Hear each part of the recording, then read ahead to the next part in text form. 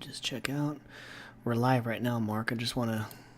You know what I've noticed also is that when I am doing the intro, like the first, like, what's up, everybody, is always, like, hella loud. And I was like, oh, Really? what the heck? So I kind of want to do, what's up, everybody, and then go into the intro. So that way I get to cut that out, you know?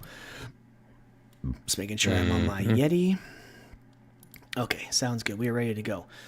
For those of you watching right now, thank you so much. I'm going to get into the intro. All right, let's go. I'm going to say what's up, and then I'm going to say what's up right after to start it. What's up, everyone? What's up, everyone? Welcome to another episode of the Comic Bookies podcast. We are coming at you live and direct to collide the worlds of sports and comics for yet another week for episode 145. Thank you all so much for listening wherever you listen to your podcast and watching live right now on our YouTube channel. This week in sports, NASCAR, we've missed a couple weeks, so this week we are at Phoenix, but we are here to talk about Kyle Larson's win at California and Alex Bowman's win at Las Vegas. The MLB, are we going to have a season? We already have all of spring training canceled.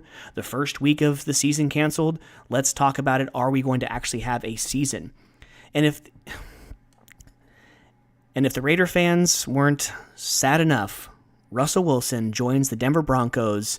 So what does that say for the division? What does that say for the AFC and NFC? What does that say for the 2022 season? We will discuss this. And over in comic books, we've had 2 straight weeks of a big-ass stack, so we have plenty of books to get into, and news, including Dune Part 2, Snoop Dogg in the e-gaming world, HBO Max spinoff series The Batman, and Kraven the Hunter news. All that and more on a brand new episode of the Comic Bookies podcast. Join us for episode 145, will you? Let's go. All right.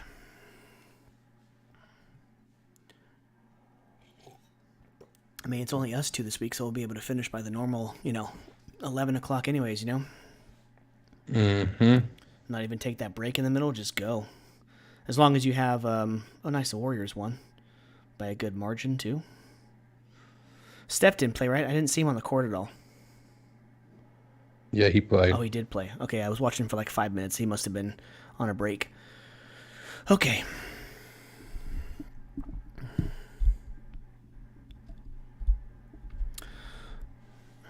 Are you all set, sir? Hold on. No problem. Just let me know when you're good to go. Everyone watching right now, thank you so much. Back live again tonight for another episode. Missed last week. Glad to be back.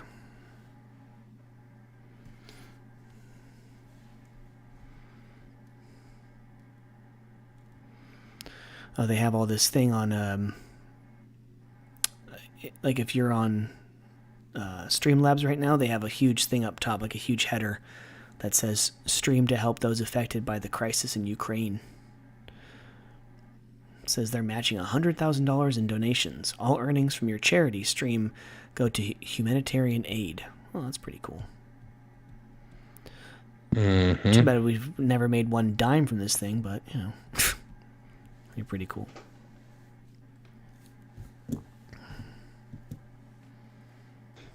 Okay, cool. Going back live in 5. Oh, let me get a drink. 4, 3, 2, and 1. And welcome back, ladies and gentlemen, to another episode of the Comic Bookies podcast. Myself and Mark are here to give you the best entertainment in sports and comic books. We are brought to you by Treasure Island Comics in Fremont, California. Tomorrow, Wednesday, March 9th, 2022 is New Comic Book Day. Go down to the shop or any shop in your area, but for us, is Treasure Island Comics. Alex down there is an amazing owner. He's an amazing sponsor for the show. He can get your pull list going. He can ship you new and old books to your front door, however you want them. So, without further ado, Mark, Sean's not here this week, so it's just me and you, but welcome. We, just kind of a schedule conflict last week. We weren't able to record, but glad to be back. How are you doing, sir?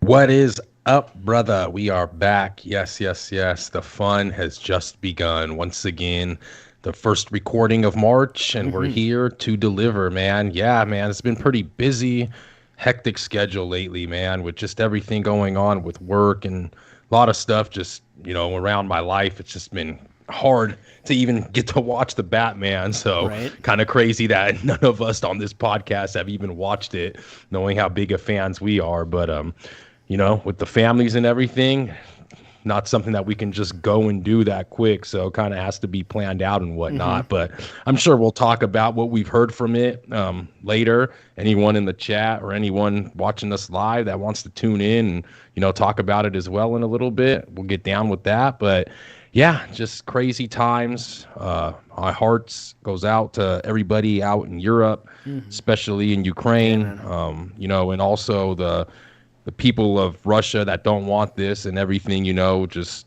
you know, there's a lot of good people in that country that never asked for any of this, but man, just crazy, crazy times. I feel so bad from what you hear and what you see and just the fight the Ukrainians are putting up. But I hope that there's peace, and I really hope that my damn gas prices go down, because we live in California, man. So I know obviously we're not going to compare no damn gas prices to, you know, what's going on over there in Eastern Europe. But man, it's just crazy times, inflation, and just, I just hope that things get better, man. It's just, hopefully for the summer, you know, the spring's kicking off here, but man, we'll see going into this summer what's going to happen. But yeah, I mean, glad to be back. How are you, brother? I'm doing good.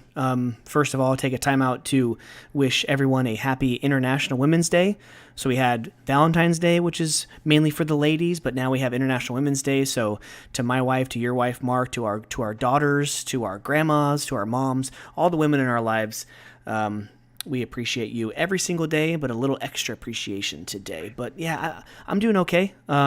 Did you see that? Did you see that meme or whatever? She wanted me to take her somewhere expensive. Took her to the gas station. The gas station. That was pretty funny. She's like, why are we here? And then it just shuts off. That's pretty funny. But no, yeah. I love how the rest of the United States and the world is kind of catching up, because here in California, man, I've been complaining about gas for like the last 2-3 months. Right. And it just seems like within this week, everyone's just like, you're getting all the memes now, all the, you know, I heard another one. Taco Bell's the only place where you can still get gas for $1.90. So, man, everyone's hilarious. Coming out the woodworks with all of their stuff. I mean, but honestly, past 2-3 months, that's fine. But I can't remember the last time it was like under, you know, high 4s and into the 5s. I can't remember the last time. It's been like, it seems like it's been years. When me and you first started driving, you probably were a couple years ahead of me. Weren't we in like the 2s? Like we were somewhere in the 2s, right? When we first started driving, like in 2000, for me, that would be 2000, like 3 or 4. Crazy.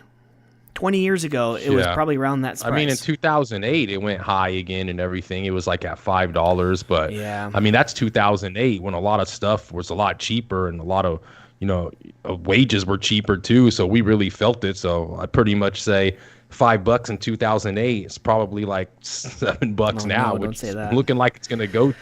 Seen Beverly Hills, they had one that's like $6.60 already or something. It's crazy, man. It's just, I know that a lot of public transportation is going to start being utilized now. That's for damn sure. Yeah, that's by me, my friend. I mean, like my commute like got cut in half when I got this new job in August. But even then, if it starts to affect it, you know, like every month, if I start seeing like, whoa, that's a lot higher than usual, then I'm taking that bus into work, dude, for sure. Right. But no, if you have to pay bridge $7 as well, man, that's crazy. But then going back to what you're saying about the whole issue with Russia and Ukraine, it kind of puts your life into perspective that, you know, that's our worst worry, is how much we're going to spend at the pump. You know, we don't have to worry about, you know, putting our wives and our daughters on BART trains to go like somewhere else in the country, and you know, to Canada. Yes, exactly. Or down to Mexico, down to my grandpa's house in Cabo, because we're going to fight for our lives. You know, like, pretty crazy. Yeah, and there's just so much political bullshit going on, dude. The best thing I've heard so far was that UFC fighter. I don't know if you heard that one, of him,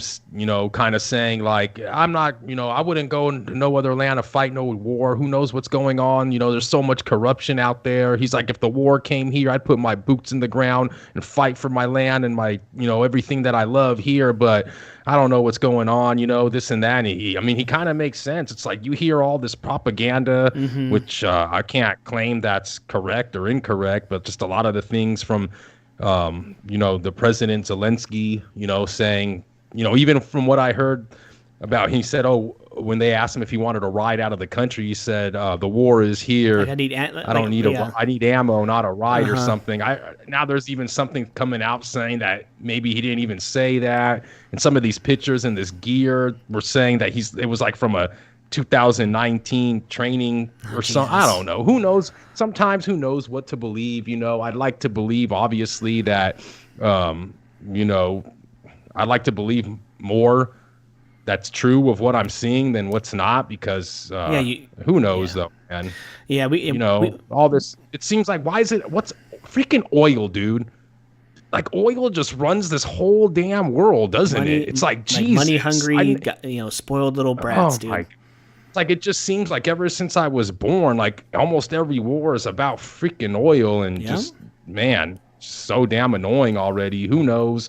It's scary though when they start talking all these nukes and all this crap and whatnot. But man, let's lighten it up a little bit. Right? Thoughts and prayers for everybody. Yeah, for sure. Like I said, everybody dealing with this, man. I just hope that United States doesn't get too involved, but you know how that goes, but we'll see, man. Yeah, true. So let's get into the first topic of the night. So sports-wise, we're going to dive into that first. So that Major League Baseball, the season is on the brink of cancellation. I wouldn't say really the brink, but at least we have no spring training.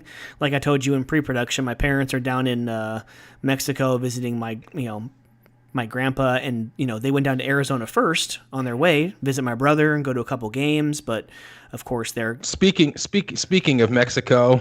I just have to say, as we're giving our condolences, right? Another tragic event. Condolences down to the fans in one of the games down there. I forgot what teams were playing. It was on the tip of my tongue, but yeah, I'm sure you guys must have heard about it and whatnot. Just like 17 people died, I think, in a brawl. I mean, in soccer game. Yeah. Come on, man. Sports is not that serious. We're not getting paid. We're just fans. So condolences to everybody out in Mexico that's dealing with that as well. So sorry, go ahead. No, it's okay. Like on that note, actually, in a few topics when we get into NASCAR, we'll have another condolences to send out too with that accident. I mean, so Major League Baseball. So the first week of the season is canceled. All of spring training is canceled. What are we gonna do? Like another situation where you have money hungry, animals just running these sports and with no end in sight. Like are they going to meet soon? Are we going to get a resolution to this problem? Like, man, what the hell is going on? I mean, the sport of baseball to me is declining as it is, even before we had our conversation with Seth Everett, a year or two ago about, the amount of balls put in play compared to the amount of strikeouts that have been, breaking records for like almost damn near a decade with this launch angle and everything. So the whole sport of baseball is becoming more and more unwatchable as it is. And now you put this on, you're not doing yourselves any favor by trying to catch new fans and people to come to your ballparks. Like, it's going to be outrageous this year. With the attendance, I think the attendance is going to be a little down. So I don't know. We'll see. Your thoughts? I mean, definitely to a sport that is already kind of losing eyes, in my opinion, and obviously ratings opinions. This isn't really what they need. Not just because fans want 162 games and they're dying to see a full season. Obviously, I think that, even if a month gets knocked off, I don't think it's really gonna, impede a real fans liking to the sport, right? But when you have new fans trying to come into the sport and they see this going on, it's kind of reminiscent of like the whole Kaepernick thing and how many people kind of, we're giving up on NFL. I feel like NFL is so hard to give up on. It's obviously the biggest sport, and it's been coming back around. And I think the NFL has been doing a pretty decent job at, kind of getting their audience kind of back, even though they've still lost people. But with baseball, this is just, the impression that, these people are just, money hungry, like you said, and greedy. And this is already a sport that doesn't have, a salary cap. I don't know if that's something I actually haven't even really looked too much into everything that's going on. It'd be actually good to have a friend of the show and Seth Everett get on with us with this. Cause I mean, that guy, he follows this baseball a lot, and I'm pretty sure he knows all the ins and outs of what's going on. But, yeah, man, I really don't know. It's obviously two sides here. And that's why they have unions. And, I know it through my union as well, and strikes and whatnot, that bargaining agreements, that both sides want what's best for them. But man, when these like millionaires come together and millionaires fighting over millions, and we just want to watch some baseball, it just doesn't seem, it's not a good sight, really. Yeah. For the league. Little sidebar, Jeff's Retro Toys and Stuff, thank you so much for joining us on the show. And in the chat, he said yes, it's sad to see baseball decline. I mean, for me and you who we grew up with the A's of the late 80s, the A's and Giants in the 89 World Series. I mean, we weren't old enough to really remember that, but just like my first impressions of baseball was probably the late 90s, like when I was 8, 9, 10, 11 with the Sammy Sosa and Mark McGwire, the home run race in 1998, and how big baseball was then. And then I lived through the whole decline of the sports, kind of with the steroids scandal, with all these guys testing positive and getting up in front of Congress and saying, I didn't take steroids, period. Like all that stuff to just put another stain. And, we've gone through a strike, like 1993 or 94, like we went through a strike already. We've had seasons where it was on the brink of another strike or a lockout, and then they finally got a deal done at the last minute. Like we've gone through this too many times with the sport. It's just kind of exhausting at this point. Yeah, it definitely is, man. But on a lighter note, I think that the MLB is actually launching. I see here a $1 million fund for ballpark workers. So I think that since ballpark workers, obviously, they're not going to be getting paid. So I think that this is like a little compensation fund for the beginning of the season, so they can at least try to get a little bit of their money. Kind of like this strike fund. Major League Baseball launched a $1 million fund Tuesday to support spring training workers impacted by canceled games over its spring training workers, matching the amount of fund Players Association announced last week. Wow. So that's something good. So, you see MLB here trying to be the good guys, they're putting up $1 million. So we'll see, man. Like I said, I don't have too much of opinion, and I can't comment and give, false quotes and reactions on this topic if I don't even know exactly the ins and outs of what they're trying to bargain and what the agreement is. But man, I just hope that they start soon, because I want to see how the A's are going to do with our new manager. I want to see how the reigning champs, the Atlanta Braves, are going to continue to do this year. Right. Obviously, San Francisco, another team across the bay, they had a really good season. See how they're doing. But in some other news as well in the MLB, I don't know if you just heard, but Mike, Apple Plus, Disney Plus. We don't even know nowadays. Disney TV and Apple Plus. I still call it an iWatch. Like my watch, I don't call it an Apple Watch sometimes. 75% of the time, I'm like, oh yeah, sweetheart, can you get my iWatch? I say, huh? Oh, shut up. My Apple Watch. Sorry, Jesus. Right.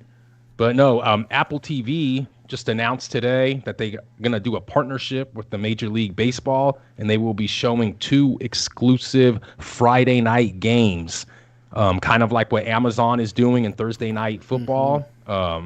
I think that you heard Kirk Herbstreit is actually going to be doing the announcement there, but he's still going to be doing NCAA college football as well. But I think that Amazon swooped him up to do NFL Thursday night football. But yes, Apple TV, MLB reached an agreement, 2 games every Friday night exclusively. So a lot of these companies trying to get into the sports world, and sports with gambling, something that we love on this Comic Bookies podcast as well. But the exclusive, what's the word? The exclusivity, like if that's even a word, of what's happening right now. Like you need to have that, being exclusive. Like you can only watch Thursday Night Football. There's a deal. Amazon's going to pay the NFL. Like they're going to make people want to sign up for Amazon Prime and pay that what is it now? $130 now a year instead of $110 or $15. They just upped it like $20 or $19. But they want people to pay that if they want their Thursday Night Football,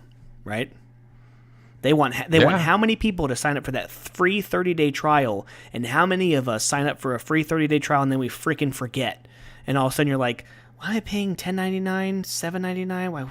What are all these bills coming from? And then sure enough, you're like, oh crap, I didn't cancel my Paramount Plus, I didn't cancel my Discovery Plus, I didn't cancel the Disney Plus when I wanted to, So yeah, they're at least gonna get that.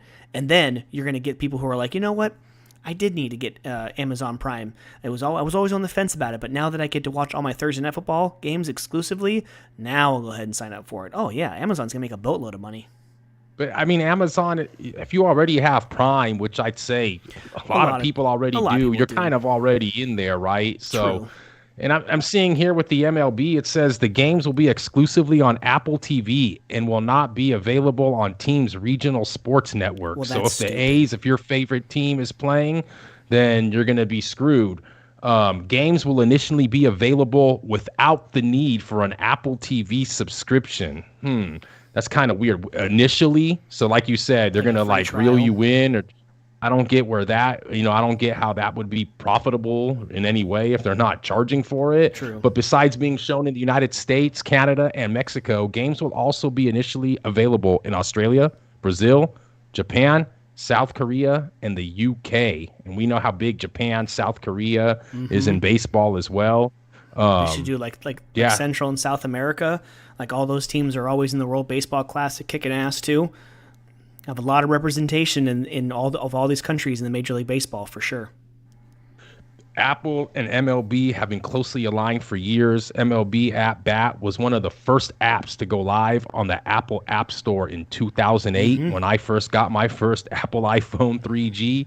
The deal also comes as Apple is looking to expand to other leagues. The company has been pursuing streaming of NFL games when the league's Sunday ticket expires at the end of the upcoming season, Mike. So Apple is really trying to make a push, not just for MLB, but man, can you imagine if Apple TV gets the ticket?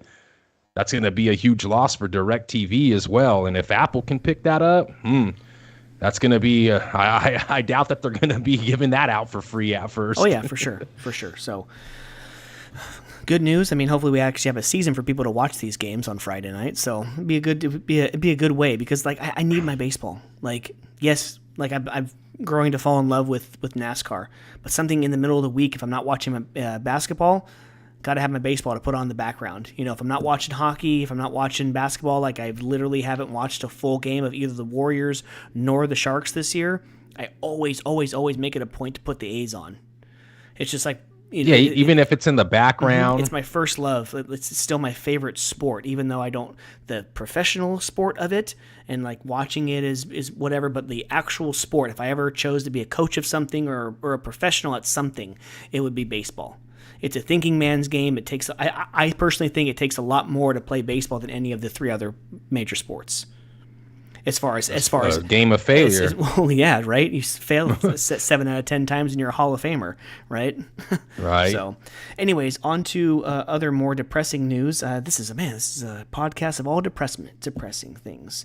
The NFL. One little tidbit of news. If you're watching live on YouTube right now, you can see the man himself, Russell Wilson, donning his new brand spanking new Denver Broncos uniform. So I don't like it. But neither do I. So. 1/3 of the podcast is happy because Sean gets Russell Wilson's ass out of the NFC West, but then the other 2/3, myself and you, sir, we are kind of upset. We are distraught. We are overwhelmed with the fact that now Derek Carr is quite possibly the worst quarterback in the AFC West, if you want to put him either right above or right below Herbert. But yeah, so Russell Wilson joins the Denver Broncos, a move that kind of makes me think of Peyton Manning when he came to the Broncos and then actually played and lost to the Seattle Seahawks and Russell Wilson. So, man, Denver does it again. They can't draft worth a crap as far as quarterbacks, but they go and do something like this, and who knows, maybe a Super Bowl within the first year or two. I don't know. So, what do you think? I mean, don't tell me they had to give up Drew Lock in this deal. Not Drew Lock. Come on, man. You can't give up Drew Lock. Remember what we said? Remember what we said? I want to say a little thing. Remember what we said a couple weeks ago when we said that when you were after the Super Bowl and you were like, "Oh, let's go to the next season's odds," and I was like, "Wait, why are the Broncos so high up there? Like, they're still kind of crappy odds, but they're like higher than the Raiders or higher than some other teams that I would have thought like they were higher than, like I think like the Titans or something." Sure enough, I was afraid that Aaron Rodgers was coming to town, but Vegas knows something. So here, 2-3 weeks later, here comes Russell Wilson.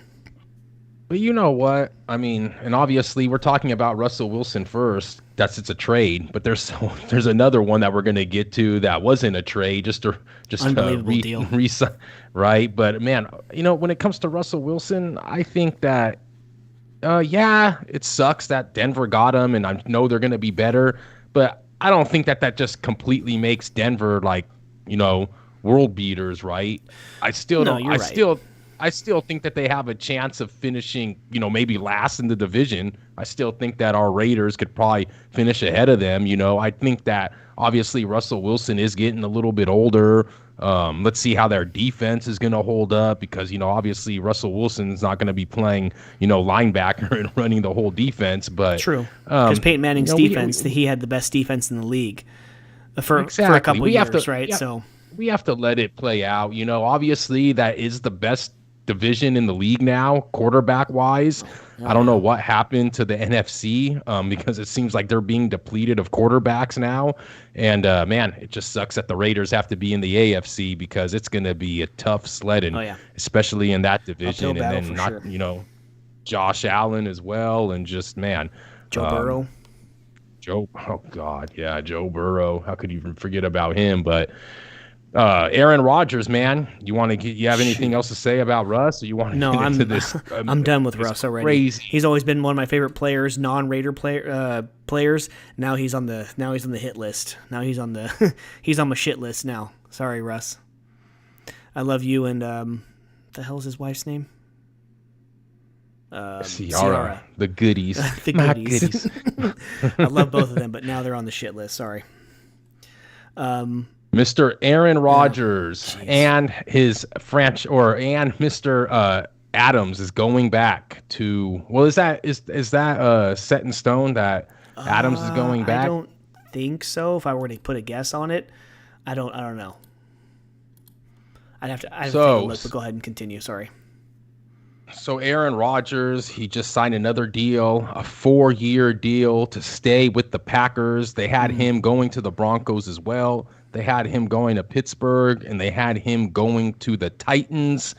But I think that he sees the NFC, you know, NFC North especially, but the NFC in general kind of depleted of these quarterbacks. So he goes and he signs. I forgot how much the deal was. Was it like 150 or was it 200 million or something? Yeah, it was unreal. It was. And they do use the franchise tag on Devontae Adams to keep him. Just like the Buccaneers use the tag on Godwin as well. So a couple of those playoff teams use their tag on their wide receivers. So that kind of sucks. I mean, I don't know. So what do you think, man? Well, what do you think? I would just ask, what do you think? Oh, man. I mean, I think it's great for him. I just think that for a guy that's getting older, $200 million. For a guy that 4 years, $200 million. So $50 million a year, and I think like 150 of it is guaranteed. Something outrageous like that. I mean, Aaron Rodgers, he's not really injury prone. I'll give him that, although he is getting older. And, you know, hopefully, you know, the San Francisco 49ers don't play him again in the playoffs because we know how it goes there. But I don't know, man. I think that's too much money.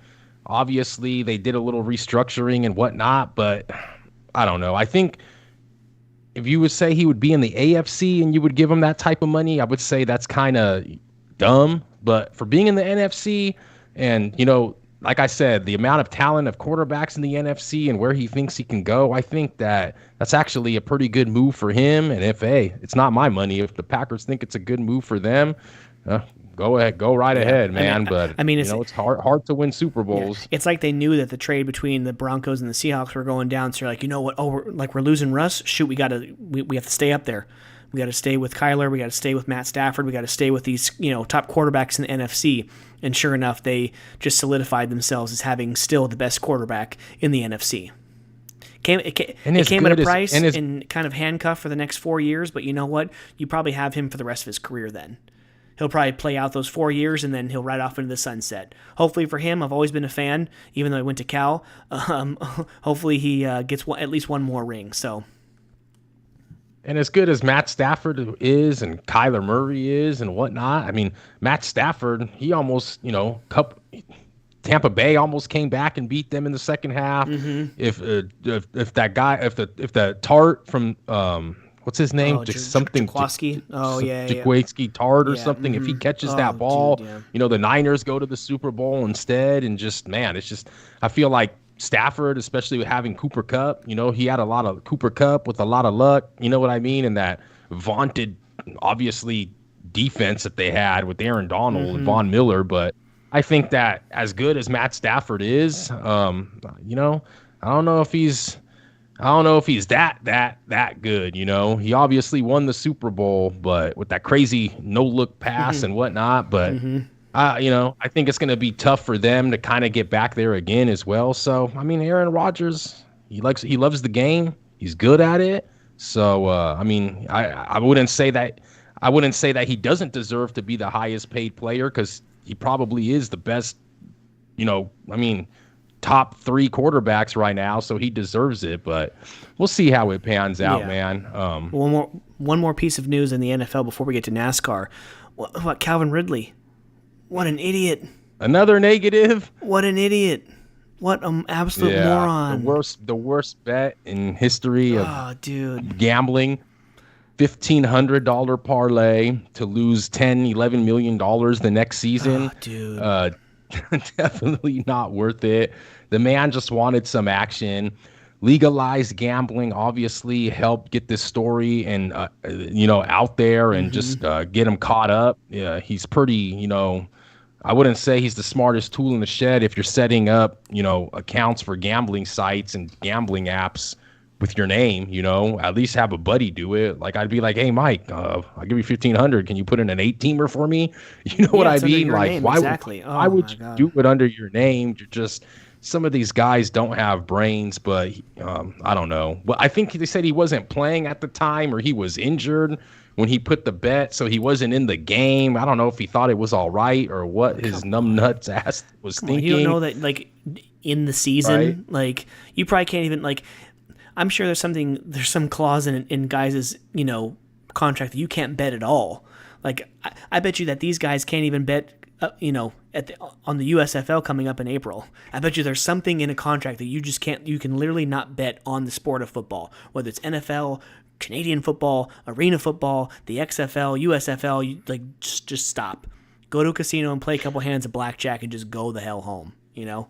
So who knows? But And then I heard someone saying, but he bet on them to win, his own team to win. I mean, so did what's his name? It's not like Pete Rose. Huh? So did Pete Rose. Yeah, so it's not like he bet on them to lose. So he was betting. I mean, how does that make a damn difference? Whether you're betting on them to win or lose, that shouldn't make a difference. But there he is, Mr. Calvin Ridley, going to be suspended for the 2022 season, and hopefully he learns from his mistake. And I wouldn't even say that putting up the money and gambling was the biggest mistake, because everyone likes to throw a little bit of their hard-earned money on a little bit of games here and there. I think his biggest mistake was just being an idiot and opening the app with his own damn name. Yeah. So be smarter than that out there, kids, please. All right. So from the field to the asphalt. So all is right in the sport of NASCAR. We had Austin Cindric win the Daytona 500. Perfect. Good for you. Team Penske, Ford, way to go. All is well in the sport of NASCAR. We have Hendrick Motorsports winning 2 straight races, Kyle Larson at Fontana, and Alex Bowman in Las Vegas with Kyle Larson there at P2. This weekend we finished the West Coast swing with Phoenix. Kyle Larson returning to the racetrack where he won his first championship last season. So if you want to go ahead and touch on the last 2 races and then going into Phoenix, sir.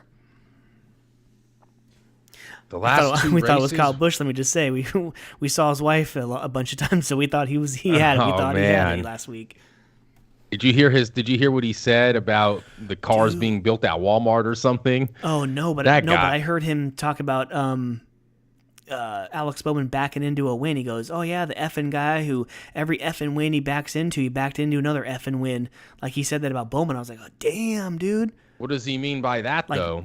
Getting lucky, I guess, because technically his Pocono win last year was because Kyle Larson popped a tire on turn 3 of the final lap. So, I mean, I don't get how this was lucky when he raced Larson's ass off with Right? both only changing 2 tires.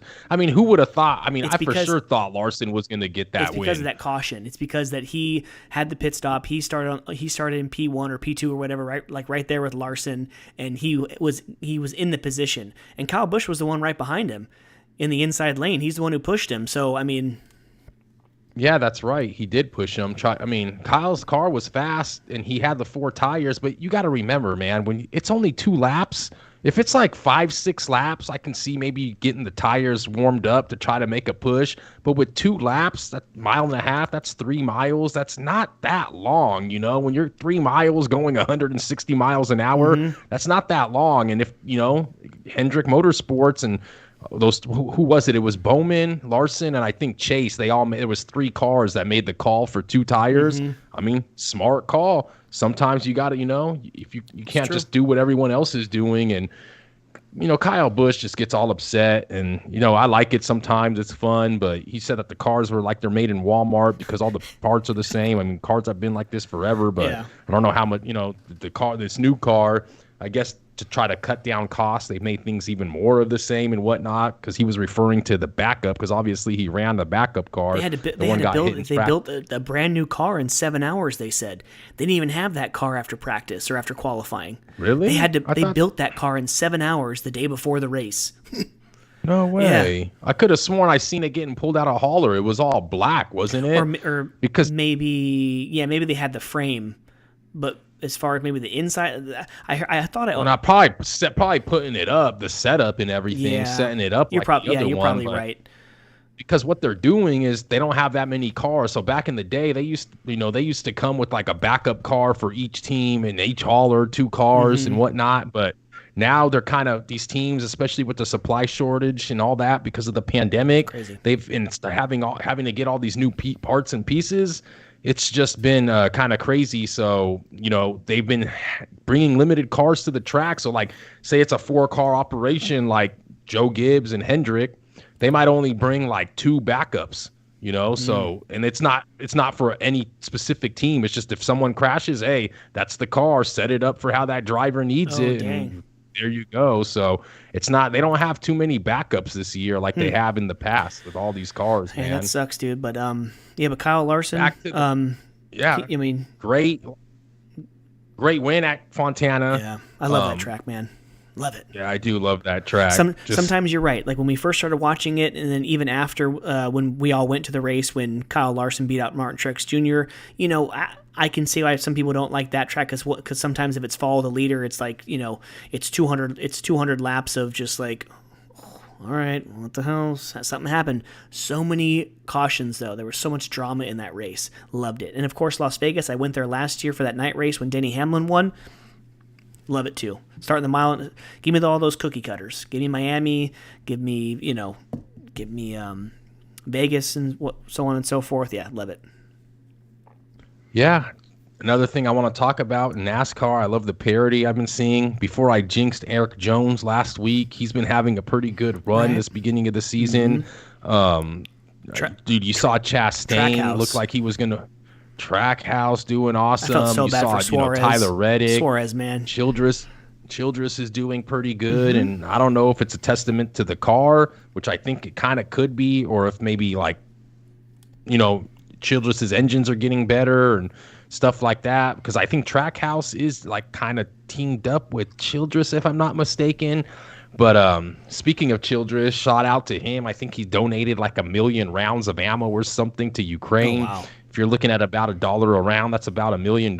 So shout out to him. I know Mr. Rick Hendrick also did some donating, I think 200,000 to some relief out there in Ukraine. Yeah, so they did 200,000. They did 200,000, and then for every lap led, it was another $2,000 for that race. All of Hendrick Motorsports. So obviously Larson. Oh wow! So Larson led some laps, and then I don't know if it was another big check for Bowman winning, but yeah. Right. So it was a good amount of money there. Another 200,000 for Bowman winning. Something, yeah. I have no idea. I mean, how much do you think of that Bowman win and that fight that he had with Larson? How much of it do you think could have been because of what happened with Larson and with Chase the week before in Fontana? And how much do you think it would have been it's because of Larson not really trying to push the issue because of what happened the week before. I think maybe that could have been a little bit to do with it. Yeah, I don't Unless know. Bowman was just really that much stronger on that inside. But, with Larson,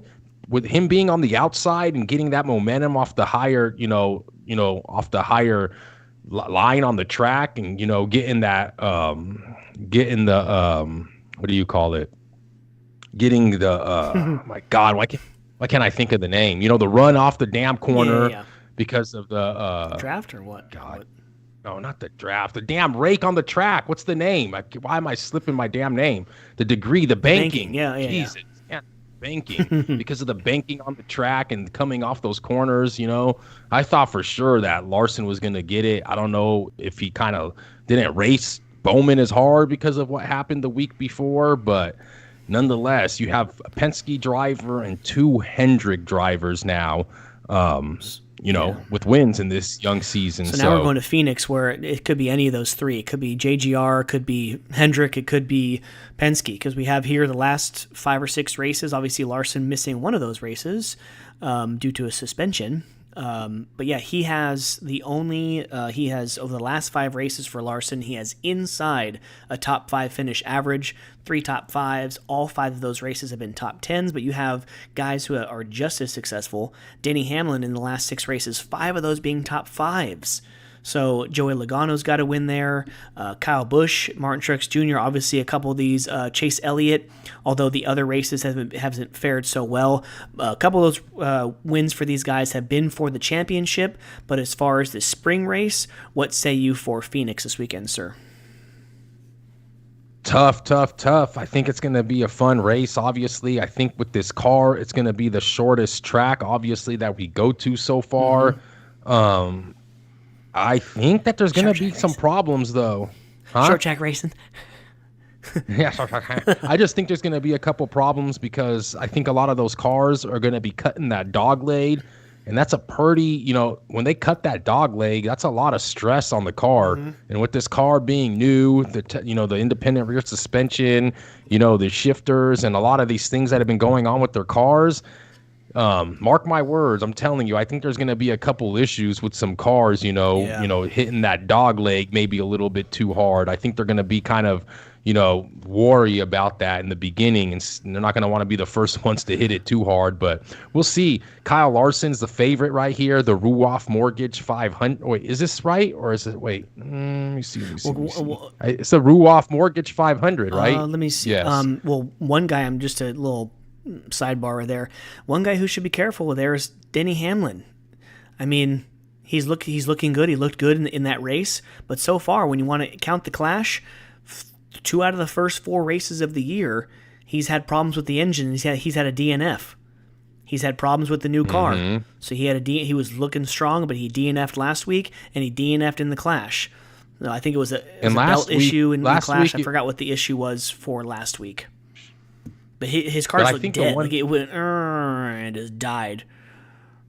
Was it him though? I think he was blaming himself that it was his fault for what happened to the car or something. I think I might have been out of the room at that time because the caution went out. I'm like, oh, Hamlin, oh, dude, he's done. He's out of the car. But I don't think I saw the interview, so maybe. Yeah. Well, actually, I thought that was on Twitter. I think that I saw him, hating himself for what he did. But Kyle Larson's going to be the favorite. Ruoff Mortgage 500 down at Phoenix International Raceway. Kyle Busch is second at 7-1. Martin Truex 7-1. Chase 8-1. Your Hamlin 9-1. Logano 9-1. Blaney 12-1. Byron 14-1. Bowman 18-1. Reddick 22-1. Man, what do you think, man? Larson obviously is going to be up there again, I'd say. Busch is going to be pissed. I just think it's kind of tough, man. I don't like how we get these little 15-minute practices. I mean, I just don't. Are they not? I don't think it has to do with COVID at this point. I think that's pretty dumb if they're like not having practice because of COVID. Especially NASCAR. I think. Especially NASCAR. Yeah, I just think it's because of the car, right? I don't think that they want to have too long of practices.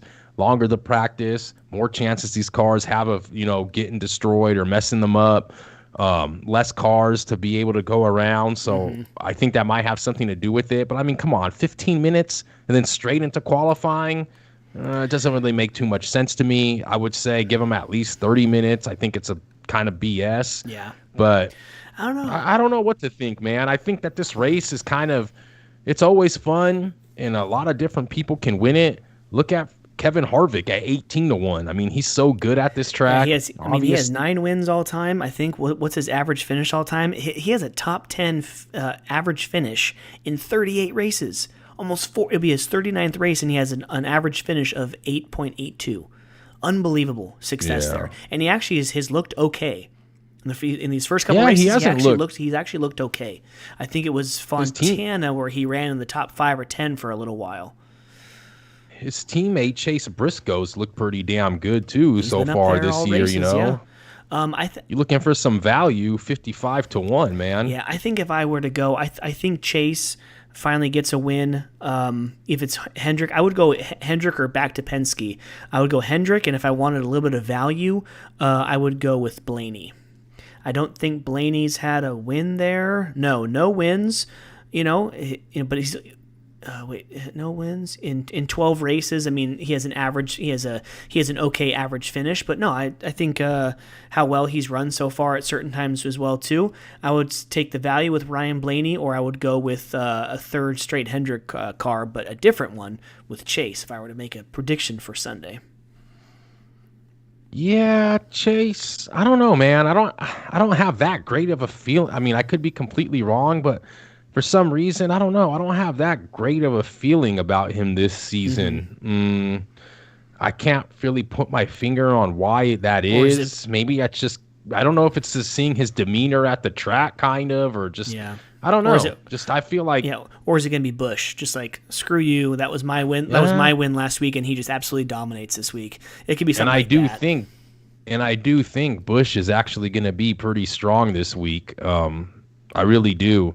I like Logano. Do I think he's going to win? Probably not. Sucks to say. He's my driver, but I'm with you. I'm going to be looking probably at like a Busch. I'm going to be looking at maybe like a Blaney, even a Byron, man. Byron's been kind of sneaky sometimes. Truex is pretty decent.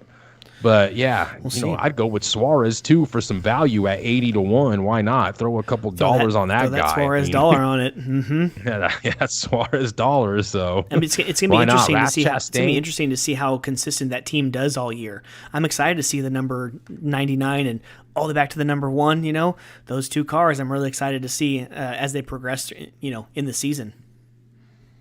Yeah, I can't believe how good Ross Chastain was. I mean, it looked like he was just putting a beating on all these guys. I was like, wow, he's man. Really trying to promote the AMC Awards.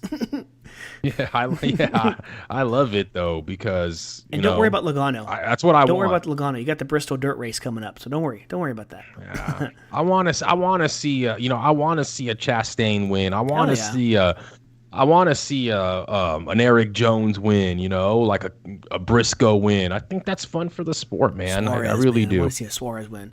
Not just for, because I like him, but just like my wife likes him too, so got to go with him. Oh, that's amazing, man. That's why that's amazing. What's he got this little crew that goes to the track, the Amigos or whatever. Oh, yeah. Yeah. It was funny, like, that commercial that they're always putting up, it's like Logano, Larson, Chase, so we're still gonna have road courses, right? That one commercial, and then all of a sudden they show Suarez, and all he says, "Vamos amigos." That's all he says. I was like, come on, you could have said something different than that. What the hell? So anyway, but I'm sure he's happy, man, to be competing like that, and to see your teammate like running that good last week. Pretty exciting for him, man. He deserves it. He's a good guy, man. And actually, when you want to talk about sports and entertainment, kind of colliding the worlds, me and my wife watched the first 3 episodes of the Bubba Wallace docuseries on Netflix. It's pretty cool. It's like, the 2020 season and what happened with, it's kind of like him in the sport, right? With everything that happened with the Black Lives Matter movement and the noose, right? And then going into this season as well. So we haven't gotten to the point where he won at Talladega, like in the rain shortened, course. But man, it's pretty good. I enjoyed it. I definitely enjoyed it so far. It was one of those nights where I was like, my wife's like, "Oh, what do you want to watch?" I was like, "Oh, I just got to just put something on. I have to do some work or whatever." And then sure enough, I got no work done because she put that documentary on. I was like, "God dang it!" I actually closed my laptop. I was like, "Oh, I know I'm not getting anything done, dude." That's how I felt the other night with that damn Netflix with that Kanye West one, man. Oh, yeah.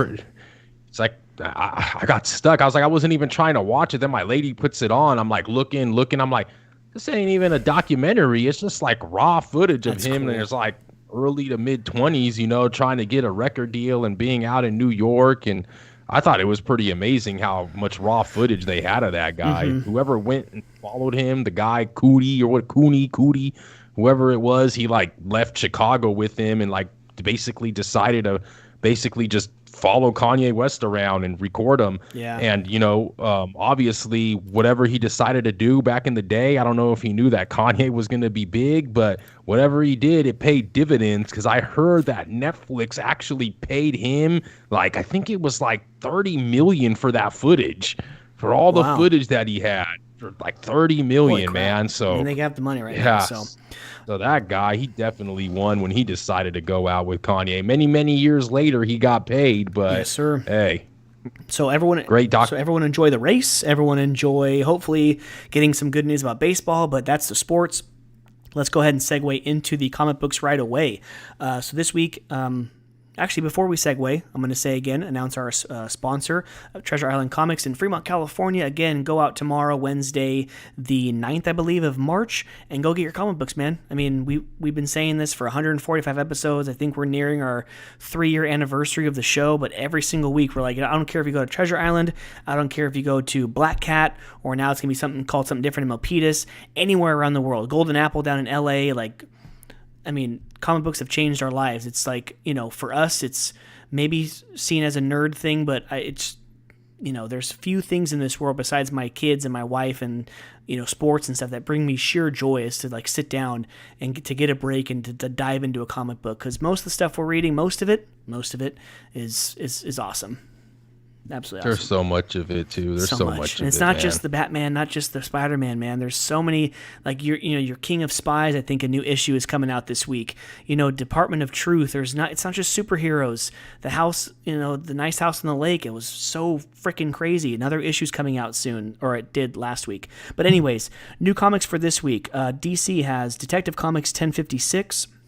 The Joker with its penultimate issue, unfortunately, at number 13. Superman... 14. No, I think the last one's 14. Yeah, so the penultimate issue, the second to last issue is this week at 13. Yeah, so you're good. Superman, Son of Kal-El, number 9. I actually just recently dropped that story. Not what I was expecting. Not really feeling it. So number 9 comes out this week. Batgirl's number 4, and Future State is still going strong. They kept this one going. Future State Gotham, number 11. Amazing Spider-Man 92 starts off Marvel with Thor, number 3. Devil's Reign, I believe, ends this week, 5, if I'm not mistaken. Yes, sir. Yeah, so Venom, number 6, and a new story. I don't know if you're getting it, Mark. Punisher, number 1 comes out this week. Image Comics gives us Spawn 327, Little Monsters, a new story, number 1. And King of Spies, like I just mentioned, number 4. Boom Studios gives us 7 Secrets 15, and AWA with 2 this week. A number 1, Hit Me, number 1 comes out, and Primos, number 2 is also out this week. So, sir, whatever you want to get into, let's get into the comic book discussion. Anything you've read over the last week or two, anything you're excited for this week, go ahead and start the convo, bro. I'm excited for the Joker, man. I'm not excited that it's the ultimate issue, like you said, right. And, you know, it's dwindling down. And I thought that this story was just going so good. I think that it's, I felt like it's fallen off a bit. I felt like the first couple issues were a little bit better, but, it's still good. I don't know if have you read the last, number 12? I have read 12, yes. Oh, you have read 12? Yeah, with the family. And the end was pretty crazy, huh? Actually... Yeah, I mean, the end was pretty crazy. This like the Lady Bane and whatnot. But that story's been really, really good. Like you said, Devil's Reign. It's actually 5 of 6, so it's not the last one. Gotcha. That story's been good. I'm reading it. I'm actually enjoying it. Obviously, like I mentioned it before, Wilson Fisk trying to be the mayor, and they're trying to break all that up, and with Daredevil and everything. So I mean. Mr. Murdoch, I don't know too much about Daredevil, but I like when I read a story, I like it kind of, get introduced to a new character a little bit more. He's blonde, didn't know too much about him. But yeah, I mean, I like Devil's Reign. I like the fact that it's a Marvel that I like, and I like the fact that Fisk is a character that I've known with my Black Cat stories and whatnot. So Devil's Reign's been great. Looking forward to that one.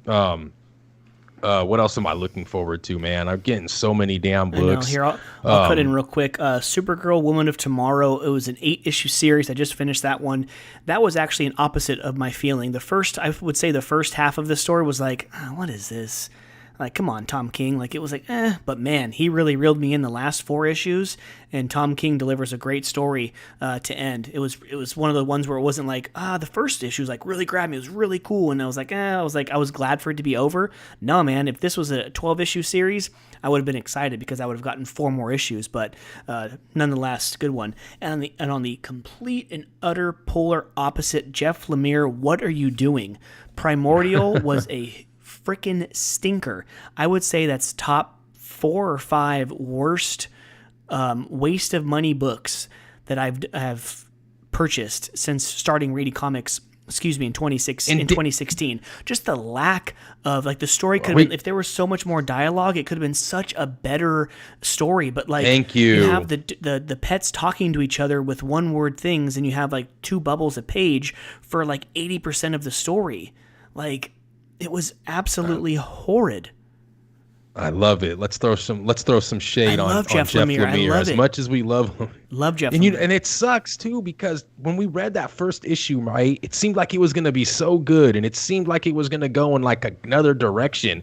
And I think that it still could have been like it could have been a great story, and it had the potential to it, for it to be, with it kind of, being somewhat realistic, and how like we sent dogs and monkeys up into space to test it out back in whatever the 50s, or what. I mean, it could have just made for a great story.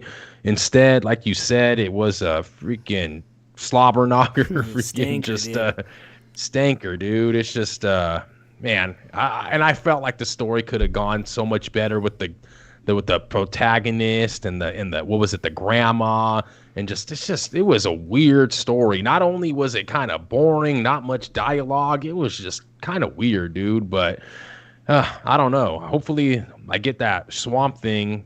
What was it? The Hell? Yeah, Green Hell. But the thing about Primordial was I thought, reading the synopsis for the story in previews, I thought within the first issue or 2 we were going to see the animals come back, and then maybe they study them and whatnot. But like the very last page, that's when the dog comes back to the lady who's been. That's because at that point she's a grandma. She's been waiting decades and decades for these animals to come back. But it's like, really, it gets kind of good with the military, like, are we going to shoot this ship down or whatever? But no. And then I thought that was going to be in issue 1 or 2. And then what happens with the dogs is they can talk, and then different, government entities want to take it over, you know what I'm saying? And, poke and prod these animals, like how the hell can you talk, And then they go out to where, they learn the ability, they gain the ability to talk. They go out to that, I'm already writing a better story in my head, Right. So I don't know. So, but good riddance to Primordial. I think we've talked about Primordial a little bit too long that we even wanted to talk about. But Berserker, another one. I know you dropped it. I did. You dropped it, man. It's not as bad though. I'm telling you, it's on number 7. I don't know if it's 10 or 12 issues. Obviously, Keanu Reeves co-writing it with Matt Kent. But Berserker is just kind of crazy, man. Just the whole like storyline, and just how he's like just being like a specimen. He can't die, and he's like lived for generations and generations, and back to like BC days and before Christ. And dude, it's just a crazy story, man. It's just different, Like I said, I've been reading so many like murder mystery type books that King of Spies, my New Burn was actually great, man. I really enjoy New Burn. The detective, pretty much, he's like in with the mobs in New York, and cops are trying to hire him, and he's trying to work both sides and, lie to the mob and lie to the cops. He got the mob thinking he's not working for the cops. He got the cops thinking he is working for them. It's Departed. Dude, Departed. It's a pretty, yeah. It's like The Departed, but with one guy, not 2. Yeah, Chip Zdarsky. I know. Zdarsky. Obviously, Yeah, I really like him. He's As a doing writer. Stillwater. I love that guy. Dude's great. Speaking of mysteries, Tom King. How do you like the Fourth Man? The The Fourth Fourth Man Man was good. That issue, the was issue good. 2, dude. And why? It's so cool. Like every single character in this story looks like actual real actors. Oh yeah. Like you flip through it, and the guy from Twister, the main guy from Twister, I forgot his name. He just recently died a couple years ago. He's the guy who was shot in the second issue. And then you have the big guy, the really really big guy from Boy Meets World, and he was also in Remember the Titans, the big big fat guy. Yeah. He's the guy that like later on in the issue where he tries to help him out, right? And then he ends up ratting him out. That's why he was caught. But yeah, you have so many different characters in this story. It's like, okay, that's supposed to be that guy.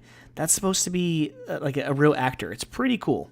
So yeah, one of the other murder mystery type things I'm reading. yeah, so right? hopefully in issue 3 we get a better feel of who the guy with that tattoo on his forearm. We'll get a better feel of who that guy kind of represents. The Shamrock. Mm-hmm. Yeah. You know he's like Irish or something, right? So I know, right?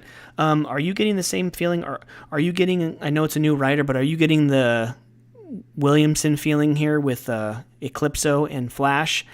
I mean, I don't want to.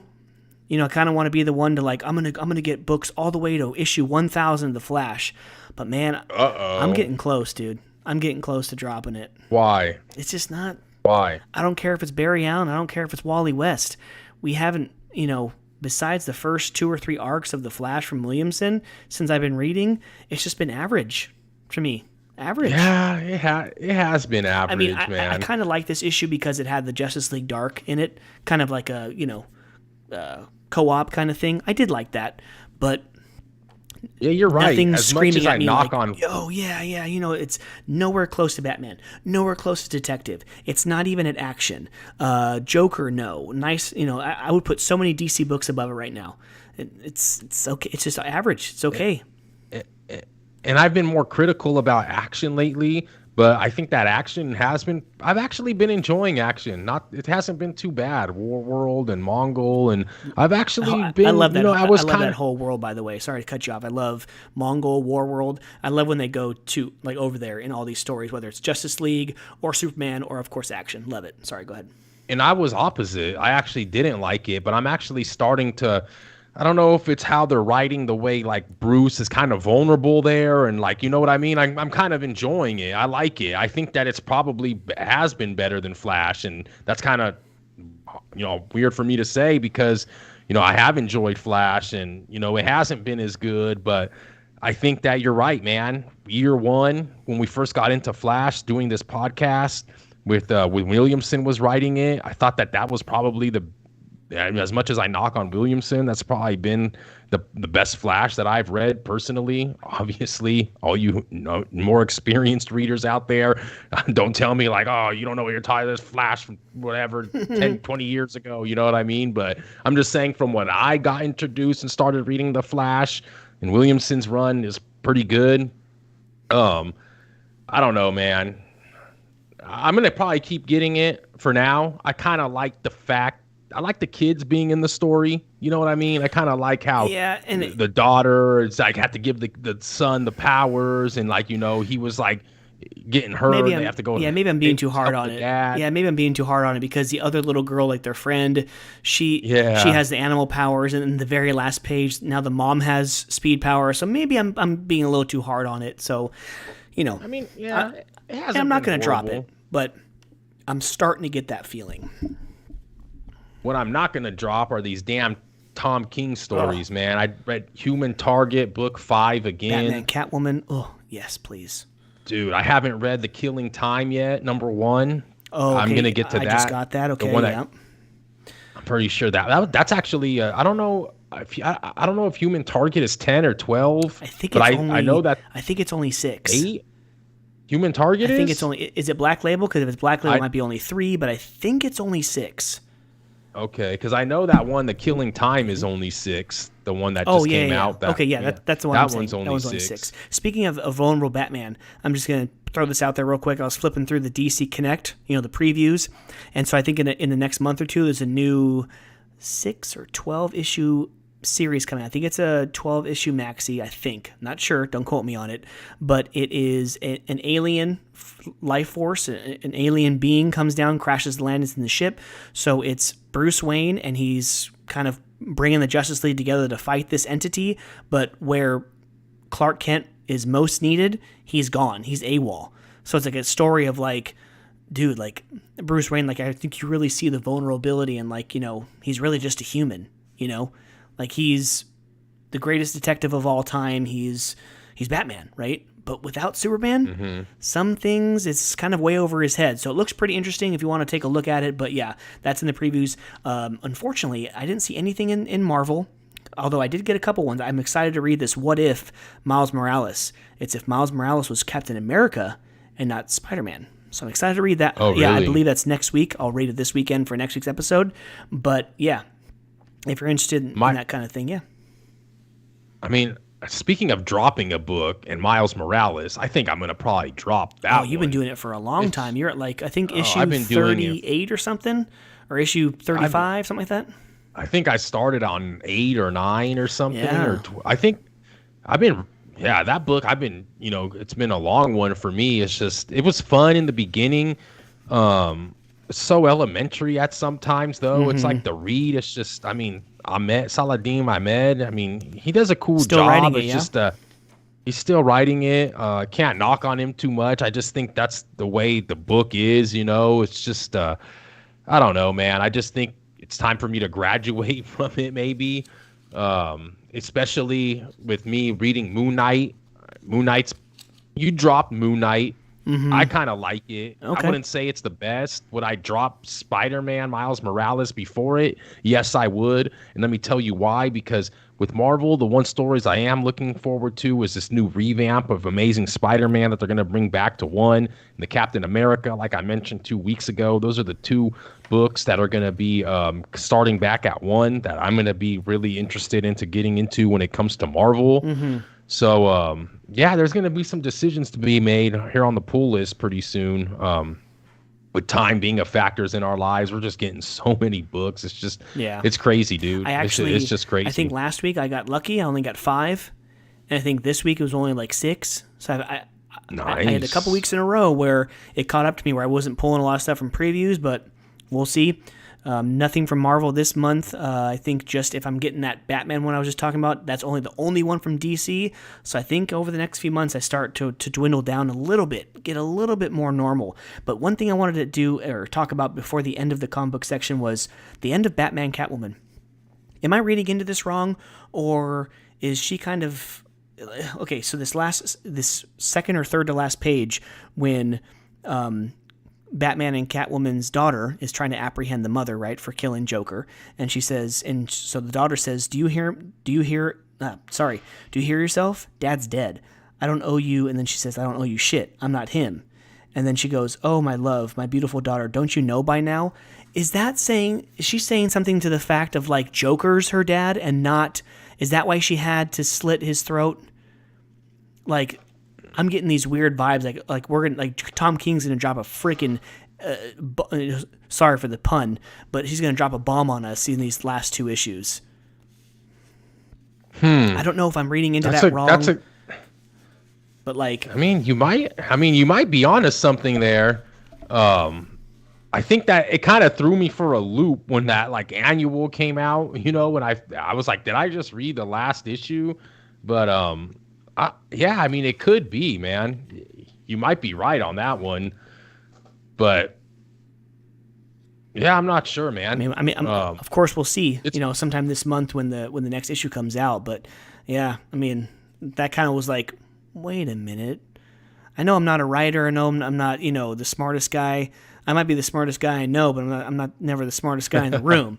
But is that what that means? I don't know. Because Tom King is one to do something like that. Like in Strange Adventures. He was something to do some crazy shit like that. You know what I'm saying? So who knows? So if I'm done and you're done, we can move on to the news to end the podcast. Yeah, I mean, yeah, sure. Okay, cool. So I don't know if you have anything. Let's start with, dude, you know what? Let's just do Batman. The Batman came out last weekend. I will be seeing it Sunday.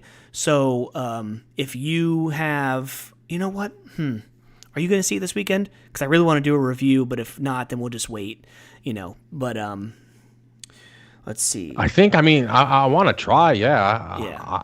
I might see it tomorrow, man. I might just go to the theaters. I might go by my damn self, man. I don't give a damn. You know what I mean? Just like Joker, right? I went to the theaters by myself to see Joker. Like the first or second weekend it came out. So yeah, so before we get to the movie, the Batman HBO spinoff, the one that was supposed to be about GCPD, Matt Reeves was on a YouTube podcast. I forgot the name. I kind of wanted to give it a shout out, but I can't think of it. It's like the Nerd Cave or the nerd something with the word nerd. But they're shifting their marketing, they're shifting their focus off of GCPD and onto Arkham Asylum. So it's going to be more of a horror series. So we're going to have, that be, I think he said literally Arkham Asylum is like a whorehouse. It's like a haunted house. So that's what we're going to portray it as, is as such. So I'm excited. Are we talking about the new Arkham Tower? I don't know. I don't think so. I think he's going to go more old school because especially if he wants to keep it in the realm of this Batman story, it's going to have to be early on in Batman's career because this movie is set in, like, I believe, year 2. So if this series is set right before or during or after this movie, it's going to be earlier in Pattinson's or Bruce Wayne's career as Batman. Okay.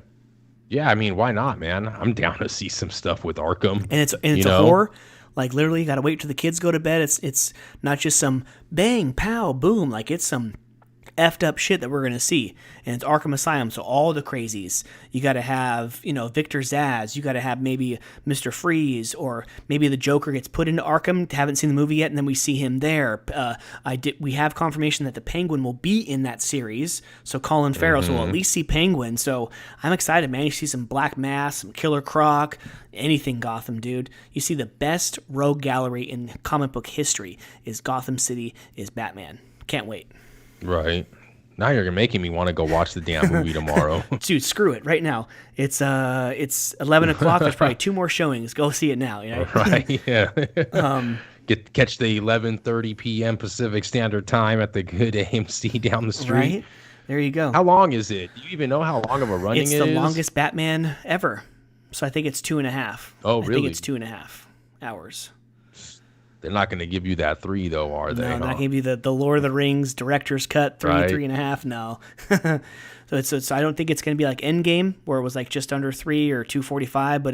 But it's a normal comic book movie nowadays where it's 2:20, 2:30, somewhere around there. So, but it did bring in $128.5 million its first weekend in the box office, which I believe that it was the number 1 movie. But Mark, if you want to elaborate on that. I'm seeing 134 million. Well, then IGN was telling lies. 10 million on Monday yesterday. Oh, nice. Alone. So it might have been the weekend. Oh, yeah. No, because it says, I see right here, last weekend, the 4th through the 6th, 134 million. There it is. Nice. Uncharted. Dude, no one even competed. No one was even close. Smart release. 11.1 million was Uncharted, Dog 6.1, and Spider-Man, after all these weeks, months, is starting to, go down the list at 4.5 million, but still holding up there, man. Making money, Jesus. Still making money, man. So the countdown is there. If you want to wait the 45 days to see it for free, if you have an HBO Max subscription, you can go ahead and do that. Or, like I am, like hopefully you are, and hopefully Sean, if he gets the time away, we can all see this movie and give a huge review. Man, like that week, I wouldn't even want to talk about comic books. Like, give me 45 minutes for sports and 45 minutes for the Batman. Like, I think I'm going to need that much time, especially since I'm seeing some good reviews. I'm excited. I'm finally excited. I don't want to get my hopes up too much, but I can't help it. Despite a 3-hour running time, yet another new face underneath the cape and cowl and a darker, moodier tone, the inaugural outing of Robert Pattinson's haunted Gotham Avenger instantly took its first place as the first official blockbuster of 2022. Not to mention the new runner-up to Spider-Man No Way Home, and it's 260 million as the second biggest domestic opening of the pandemic era. That is unbelievable right there. Yeah, still. And you know what? Because Spider-Man, it's seen as more of a kid thing, right? I think a lot of people didn't go and take their kids to see Batman. One, because maybe they're more into the MCU, and then two, it kind of feels like a more adult tone, even though both are PG-13. You know. Well, we always get that with DC, but I mean, DC, Marvel, PG-13, rated R. I don't give a damn. You know what I give a damn about? That these top movies that are coming to these box office are these damn comic stories, man. That's what I love, dude. Like, hell yeah. People want I love how, like, you know, like you said, like you mentioned earlier, if it's like a nerd thing, yeah, it's like a nerd thing until you freaking want to watch these movies, because the movies are freaking great. Why isn't it a nerd thing when it's the movies? I mean, what's the difference? Like, just because you don't like to read, or like, I don't get it. You're like, it's because it's not a real book, because you're just like looking at pictures. But dude, it doesn't matter if it's a real book or if it's a big book or not a real book. Some of these damn writers are good as hell. Go read your ass a Tom King book and tell me if it's freaking, because pictures, or if you feel like a nerd or a little kid reading a Tom King book. This dude will put you in like 4 different scenarios in one book, going back and forth, making your damn brain think like you're watching a movie, right? I read a Tom King book and I'm sitting there like analyzing what the hell's going on with all of these situations he's putting you on. And it's just kind of like when you're watching a movie, you know, we all do it. We predict the movie. We're trying to think, I bet you at the end, this is what's going to happen, or this dude did that at the end. Man, it's just, I hate that whole, mantra that it's like a nerd thing, or it's like, and then you have the people who go and watch the Harry Potter and Lord of the Rings movies, and who are also reading those books. There's no pictures in those books. Those are also the type of people who call comic book fans nerds. Really? Oh, for sure. Yeah. For sure, it's like a whole thing where it's like, just because it costs you $3 or $4.99, and just because it's only 25 pages and it's got some pictures in it, now it's like it's only for kids, Yeah. Even though plenty of adults are reading The Hobbit now, and reading The Lord of the Rings now, and even Harry Potter now. You know what I'm saying? Plenty of adults are all into that stuff, but only kids read comic books. Right. 90% of the shit that I read in here, I wouldn't let my daughter touch or my son touch for years. Right? Oh God, like some of these Black Label stuff, or the Image, or the Boom Studios, or the anything.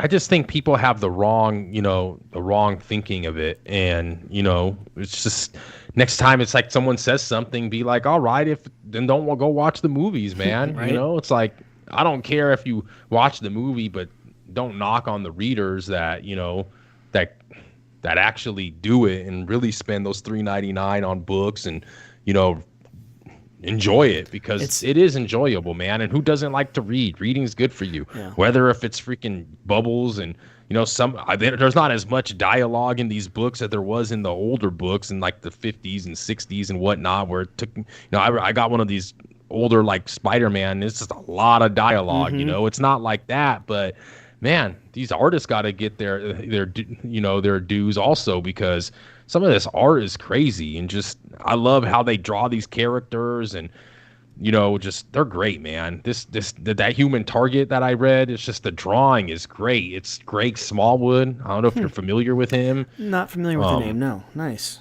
Greg Smallwood. Yeah, I really like his art too, man. And the Human Target, it's great. I like that drawing in there of Martian Manhunter. Oh, yeah. Martian Manhunter, man. And I like that Martian Manhunter story that we're reading at the end of, what story is it? It's the little backstory at the end. Is it Batman, right? Yeah. Batman, I think it is, yeah. Yeah, the Martian, yeah. John Jones, right? John Jones, yes, sir. John freaking Jones. But yeah, go and see the movie, everyone. We're going to see the movie. We're going to put a They're huge probably disclaimer. like, we're going to see the movie. We're already seen the movie. You go see the movie, asshole. I know, right? Yeah, I'm making a comic, Yeah, we do a podcast. You wait for the watched second weekend. You're freaking trash. You're because all the people I follow, a lot of the guys I follow, bigger podcasters, whatever, people, Twitter, a lot of people have already seen it and they're already doing their little spoilers, and it's like, whatever. So you guys aren't going to get spoiled here if you haven't watched it. Don't worry about it. Sir. But come back next week. Hopefully we'll have it watched, and we can definitely take up Michael's 45 minutes of the Batman discussion. Thank you. So Kraven the Hunter, I had no idea that this was going to be a movie. I guess. So Kraven the Hunter casts its villain, Alessandro Nivola, a.k.a. Dickie Moltisanti from the HBO Max movie, The Many Saints of Newark, based off of the Sopranos world. So that's pretty cool. I Am Legend sequel has just been announced with Will Smith and Michael B. Jordan. So I Am Legend was a pretty cool, like zombie type movie, and then Michael B. Jordan and Will Smith working together should be a pretty good duo, I would imagine. Hopefully Will Smith is his mental's there. Seems like Jada Pinkett, man. He had him kind of going a little AWOL, Oh. What was he saying? He said some crazy crap about like he was doing so many chicks or something. Like he couldn't even like climb. He was like talking all types of. She just ruined him, or what? I think he got into his head, all that Tupac stuff, and just right. What was it? What did she say that her and someone was doing? What was the word that they had that she made for like cheating or whatever? It was I don't even remember. No idea. Anyways, Dune Part 2. So me and my wife, we watched Dune. It was really good. HBO Max exclusive. But Dune for Part 2, like I just said, casts Florence Pugh from the Black Widow and from the Hawkeye fame as Princess Irulan. I can't really pronounce the name, but I'm so glad that she's in the movie because I think she is very attractive, Mark. I'm not going to lie. My wife knows it, so it's okay. If I put this on a public forum, Florence Pugh. She is Scarlett Johansson, a.k.a. Black Widow's sister in the Black Widow movie, and she was also had a small role in the Hawkeye series on Disney+. So P-U-G-H, not like the comic, not like a comic book. Yeah, not a pew pew pew, but yeah, P-U-G-H, exactly. I just looked her up, man. I just looked her up. 26 years old from the United Kingdom. Yeah, no, she's a good, man. And she's a good actress too. She's pretty funny. Like her character is really, really funny too. So, and then she called it. Go ahead. An entanglement. What was it called? She called it an entanglement or something. Remember Jada Pinkett Smith? She had like that entanglement or whatever. Oh boy. Okay.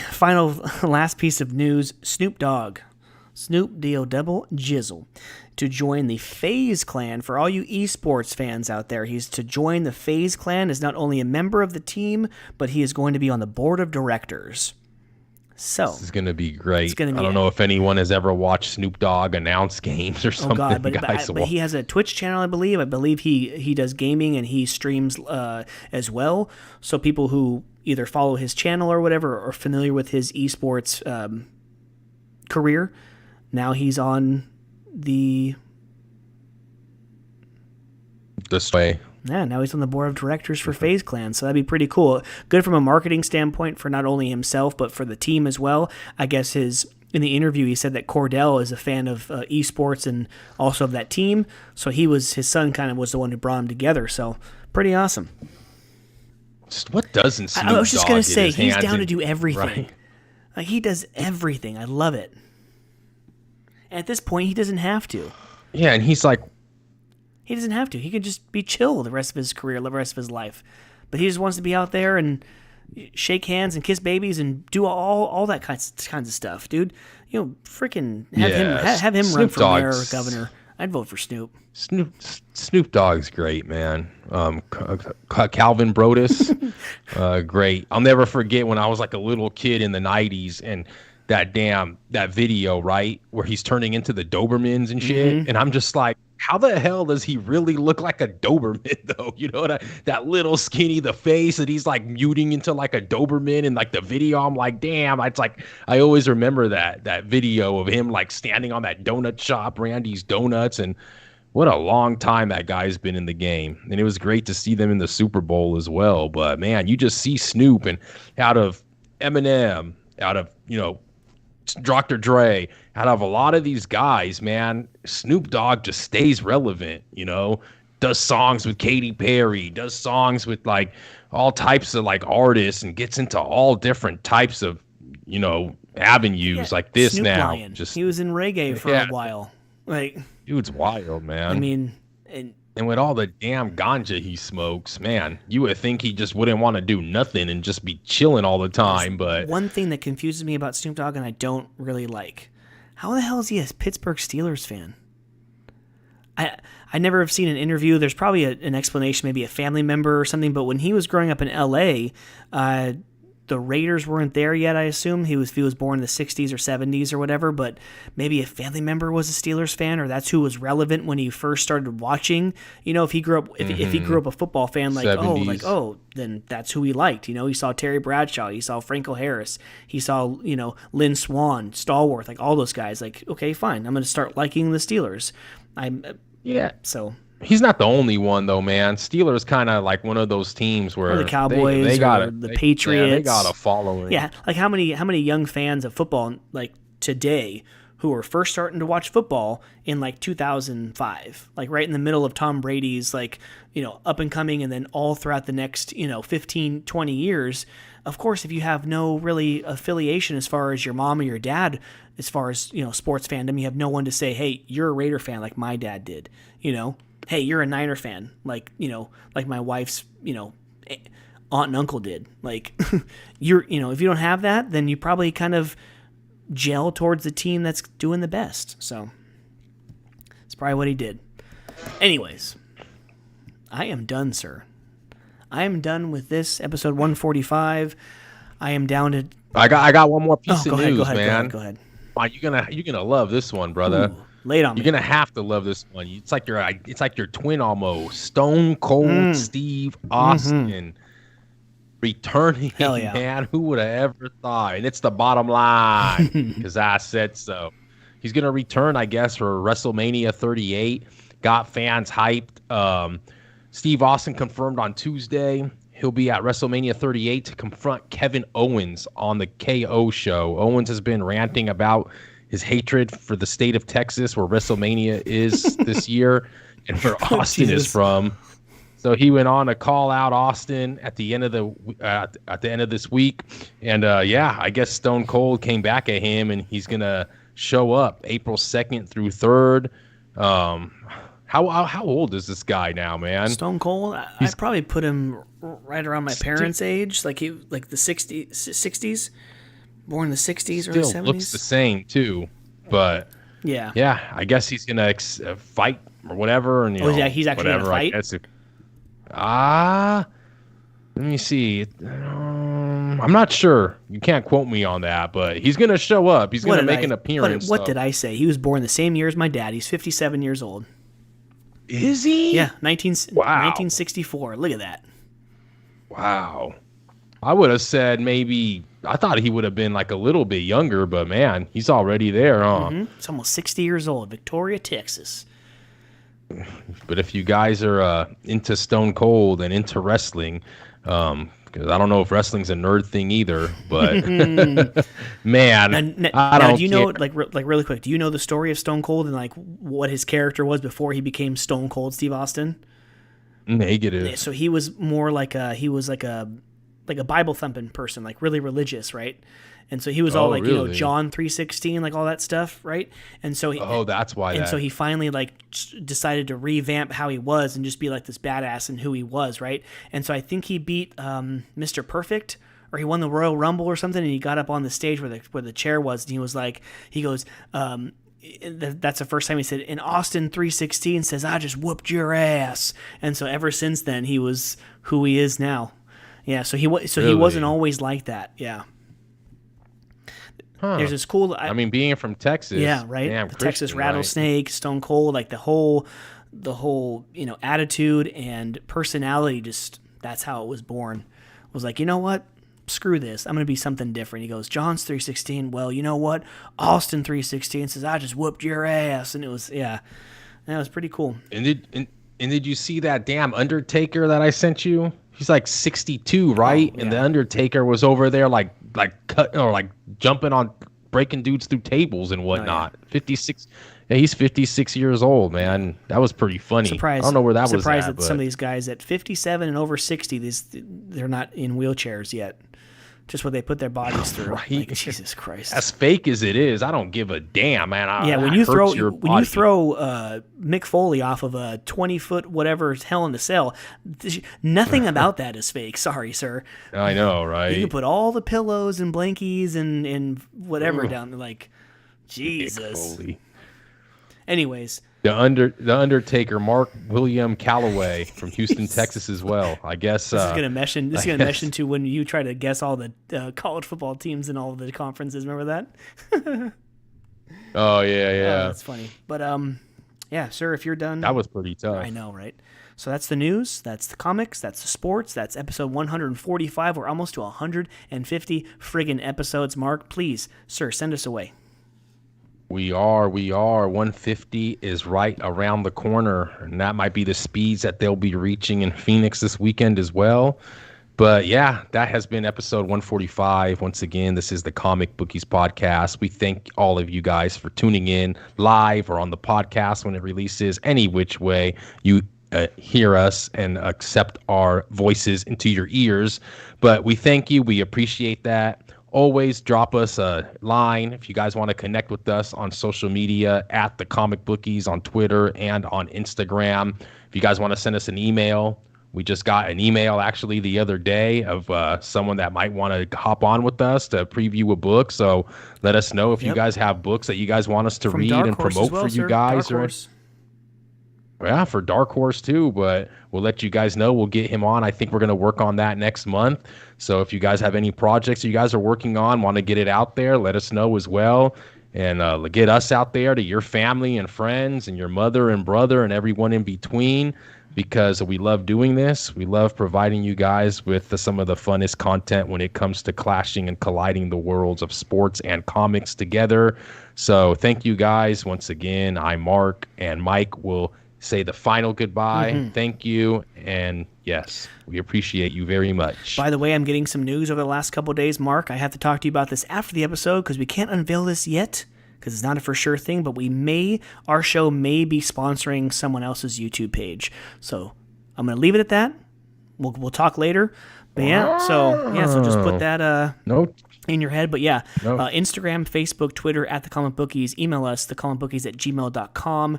Please follow our YouTube page for all of our shorts, our videos, and of course our live streams. Treasure Island Comics, again, is our sponsor. Go check him out every Wednesday, Friday, and Saturday. But for Sean, hopefully he's on next week. For Mark, I am Mike. This has been episode 145 of the Comic Bookies podcast. Enjoy the sports, enjoy the comics, and enjoy each other. Peace out, y'all. Have a great weekend. Peace. And always enjoy each other. And always remember, there's more to life than just sports, comics, and everything in between. Shout out again to people in Ukraine. Shout out to people that lost their lives at soccer matches. And everybody out there, please, let's keep this world peaceful and continue to prosper. We're all one family together and brothers and sisters alike. We love you guys. This has been the Comic Bookie Podcast. Peace.